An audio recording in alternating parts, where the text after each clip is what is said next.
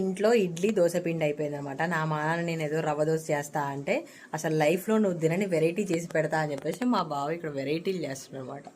అసలు స్మెల్కే కడుపు నిండిపోతుంది. 1 అవర్ కిచెన్లోకి రావద్దు అన్నాడు. మేము ఏంటంటే తిరుగుతున్నాం అనమాట, బ్రష్లు చేసి ఫ్రెష్ అయిపోయి వచ్చి ఇప్పుడు అయిందనమాట. ఇంతకేం చేసావు? ఏంటిది నాన్న పేరు చెప్పు? ఎగ్ ఫ్రై సేమియా ఉప్మా. మంచి స్మెల్ వస్తుంది. అమ్మా అయిపోయిందా? మా పాప ఆకలేసి తిరుగుతూ ఉంది.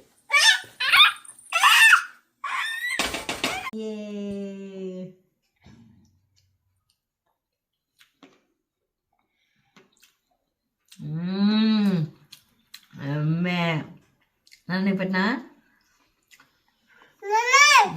సూపర్ ఉంది టేస్ట్. రోజులా కాకుండా వెరైటీ.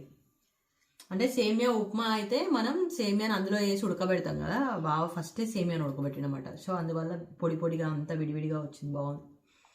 నాన్న ఎలా ఉంది చెప్పు టేస్ట్? టేస్ట్ ఎట్లుంది చెప్పు. సూపర్ చెప్పు. సూపర్ చెప్పు. Super super. I love you అంట. వాయమ్మో ఐ లవ్ యూ. సూపర్ చెప్పు. డాడీకి సూపర్ ఉందని చెప్పు. చెప్పు డాడీ కంటే సూపర్ చెప్పు. సూపర్. బా ఇందులో మధ్య మధ్యలో కాజు బీన్స్ వేసిండు, ఈ ఆనియన్ వేసిండు. వావ్ బాగుంది. పాపకి రోజు అమ్మ చేసే ఫుడ్ పాపం బోరు కొట్టినట్టుంది, మంచిగా తింటుంది.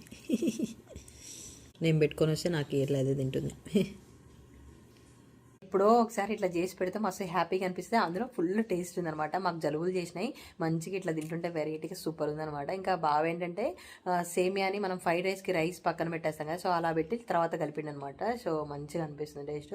మా పాప ఇంకా నాకు ప్లేట్ ఎట్లా ఆమె తింటా ఉందన్నమాట. సో ఆమె తిన్నంతసేపు తిన్న తర్వాత ఇంకా నేను తీసుకొని తిందామని వెయిట్ చేస్తూ ఉన్నాను. పాప తినేసి అయితే చక్కగా ఆడుకుంటుంది అనమాట. సో వీడియో నచ్చితే ఒక లైక్ ఇవ్వడం మాత్రం మర్చిపోకండి.